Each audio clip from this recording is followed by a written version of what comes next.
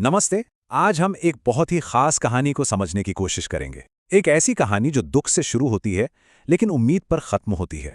हम जानेंगे कि गुड फ्राइडे और ईस्टर, ये दो दिन आखिर कैसे एक ही शक्तिशाली कहानी के दो पहलू हैं। तो चलिए इस सफर को शुरू करते हैं। तो चलिए सबसे पहले बात करते हैं ईस्टर संडे की। भाई आखिर ये है क्या? एकदम सीधे सीधे समझें तो ये ईसाई धर्म का वो सबसे बड़ा दिन है जब ईसा मसीह के मृत्यु के 3 दिन बाद फिर से जी उठने का जश्न मनाया जाता है। सच कहें तो यही वो एक लम्हा है जिस पर पूरे ईसाई धर्म की नींव रखी हुई है।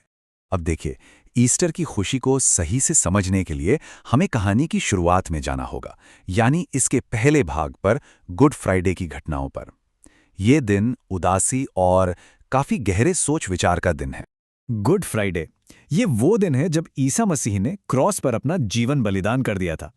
ईसाई मान्यता के हिसाब से ये मानवता के पापों के लिए दिया गया सबसे बड़ा बलिदान था, सबसे बड़ा त्याग।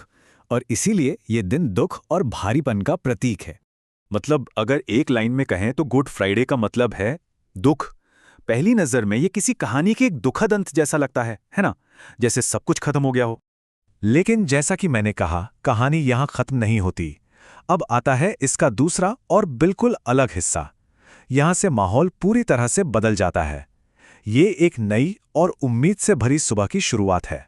फिर तीसरे दिन कुछ ऐसा हुआ जिसकी किसी को उम्मीद नहीं थी। एक चमत्कार हुआ। जब उनके अनुयायी उनकी कब्र पर गए तो उन्होंने देखा कि वो खाली है। ईसा मसीह मृत्यु पर विजय पाकर फिर से जीवित हो गए थे। इसी घटना को पुनरुत्थान या रेजरेक्शन कहते हैं।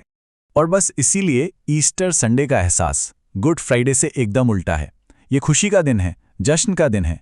जहां गुड फ्राइडे एक अंत की तरह लगता है, वहां ईस्टर एक नई शुरुआत है, एक ऐसी आशा का प्रतीक जो कभी खत्म नहीं होती। तो अब हमारे पास कहानी के दो बिल्कुल अलग अलग हिस्से हैं, एक दुख से भरा और दूसरा उम्मीद और खुशी से। पर सवाल ये है कि ये दोनों जुड़ते कैसे हैं, और जब ये जुड़ते हैं तो हमें क्या संदेश देते हैं? चलिए समझते हैं। और यहीं पर इस कहानी का सबसे खूबसूरत और सबसे गहरा पहलू सामने आता है। देखिए, ये दोनों दिन एक दूसरे के बिना अधूरे हैं। गुड फ्राइडे का बलिदान ना होता तो ईस्टर की जीत का वो मतलब नहीं रहता, और अगर ईस्टर की जीत ना होती तो गुड फ्राइडे का बलिदान सिर्फ एक दुखद घटना बनकर रह जाता। ये दोनों मिलकर ही कहानी को पूरा करते हैं। तो जब हम इन दोनों हिस्सों को जोड़ते हैं तो हमें एक पूरा सफर नजर आता है। एक ऐसा सफर जो बलिदान से शुरू होता है, फिर वो बलिदान एक उम्मीद जगाता है, और वो उम्मीद एक नए जीवन की तरफ ले जाती है। यही बदलाव इस पूरी कहानी का दिल है। ठीक है, ये तो हुई कहानी, पर सवाल ये है कि आज इतने सालों बाद भी ये कहानी इतनी जरूरी क्यों है? इसका हमारे लिए क्या मतलब है? देखिए, ये कहानी हमें बहुत कुछ सिखाती है। ये मृत्यु पर जीवन की जीत की कहानी है। ये हमें सिखाती है कि चाहे हालात कितने भी मुश्किल क्यों ना हो, उम्मीद हमेशा रहती है। और ये हमें प्यार, माफी और त्याग जैसे मूल्यों की हमेशा याद दिलाती है।